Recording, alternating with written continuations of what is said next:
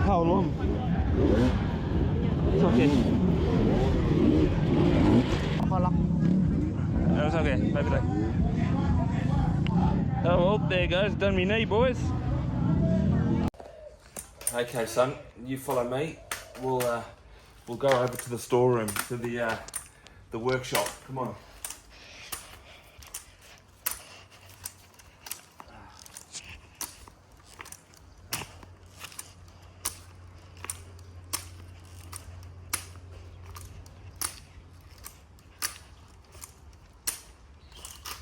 There you can see our bikes parked up. For probably at least 6 months we won't be riding bikes. Well, I won't anyway. I'll try and keep the boys riding the best I can. So anyway, let's go in the shed, in the workshop. Okay. I'm gonna grab myself a seat.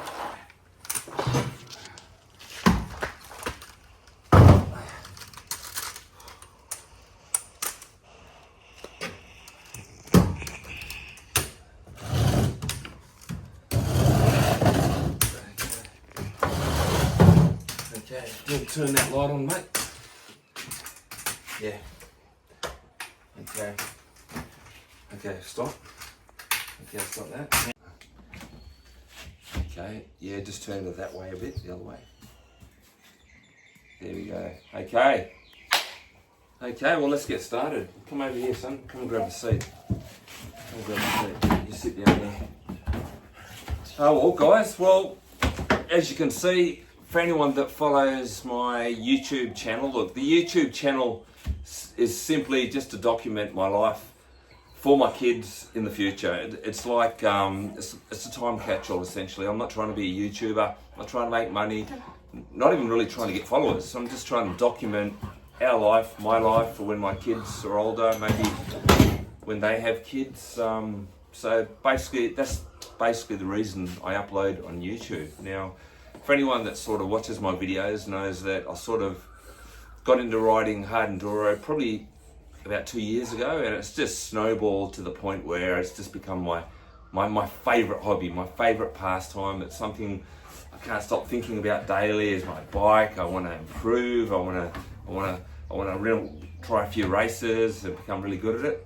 Hey son, we're just making a video. Okay. Anyway. For those guys for any of you guys that have been watching my videos, you'll know that, Chucky, get away. I had a bit of a mishap at a race in late March. Don't touch that, mate, because it's going to shake. A bit of a mishap in the prologue section of a race down in Hua Hin, Thailand. Now, I was, look, you saw it anyway. You saw it on the video. You probably saw it on the start of this video.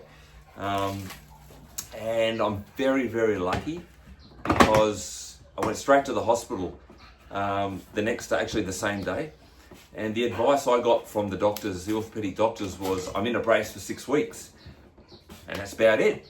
It'll repair itself. And upon coming back home up to Chiang Mai, I decided to go and see a specialist who said, you need an MRI. So I went to get an MRI, and I'm very lucky to have got an MRI because my knee was buggered. I've done an ACL, I've done an MCL, I've done the meniscus, and I've also got a fracture. So I was hurried into the operating table, literally a day, literally 24 hours after seeing the specialist.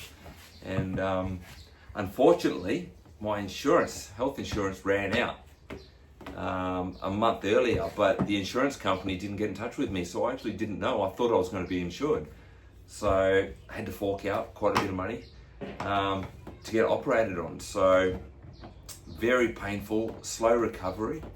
It's not just an ACL or just a meniscus, it's like 4 separate things going on there. So it's been about 3 weeks now, still swollen. I can't put any pressure, bear any weight on it for at least 6 weeks, I've been told.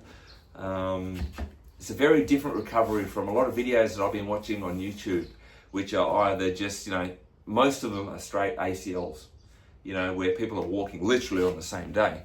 But this is a lot more complicated. So anyway, what I thought I'd do is make a video on why I thought this happened in the first place. Okay, now obviously I had an accident, and you can't change the fact that I had an accident. Yeah, it's right. And okay, in terms of protection, this is what this video is about, protection. What was I wearing? And would I do something different? Well, I definitely do something different. Now, I'll run you through it, guys. Now, this is a LEATT brace. Now, I wasn't wearing this. This was my first ever brace that I got probably close to 2 years ago. And I've never had a problem with this. Great brace, really strong. But I found it a little bit uncomfortable in some areas. And so I thought, you know what, I should get a new brace. And I had a friend of mine who recommended his brace. It was actually a Chinese, from China, and it's actually a copy. And he recommended it. He said it was really good. So I thought, okay, I'll have a go. It didn't cost too much, but this is it anyway. I think it's more or less, it's actually, I don't even know if you'd even call this a brace, because the sides don't have this strengthening aspect of what a brace does. There you go. Protect, what are they called? Knee pad, protect knee pads. Anyway, these were really comfortable. I actually was raving on about these to the guy I bought them off and said, mate, these are really comfortable. I'm really liking these. Anyway, I was wearing these when I had the crash. And I don't know whether this is for real, but I'm sure I felt them bend when I had the crash. And as you can see here, look at that flex, it's got flex in it there. And I'm sure these are the reason that I had the knee injury. I'm not 100%, but I reckon it's because of these. They weren't giving me sufficient protection and strengthening around the sides and just the overall feel it's got a lot of flex in it. So look at that, ready? Don't know if you can see that bend. There you go. Anyway, so well, out with these and in with those. Bring them over, son. Okay, in with these K8 pods, which I should have got the first time round. But you know, it takes these lessons in life to make a wrong a right. And anyway, these, the reason I got these so early, look, I'm not going to be riding for about 6 months, but hopefully 6 months. But the reason is that, I'll show you, these, I can use these in my recovery, where I've taken the front shield off, the knee shield there, where I can actually use these as support while I'm literally going through rehab over the next 6 months. So I bought these just the other day, they've arrived. I can't wear them yet because the inner part there is rubbing against my scarring, which is still tender, it still hurts. So that's basically what it's all about. Having good knee guards, guys. Knee braces, not guards, because you know what? I think these are knee guards at the end of the day. I don't even think I'd call these a knee brace.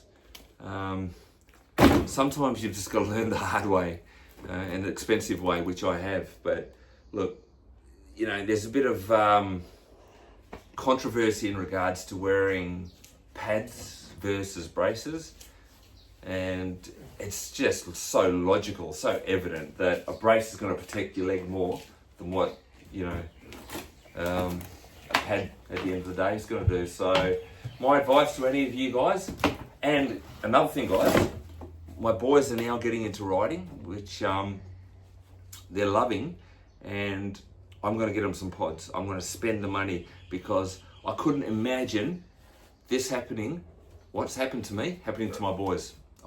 My guilt would be off the charts. So protect, guys. Okay, if you've got kids out there, even yourselves, look after yourself, guys. Get the right equipment. Spend your money. It's worth it. Cool. Press that.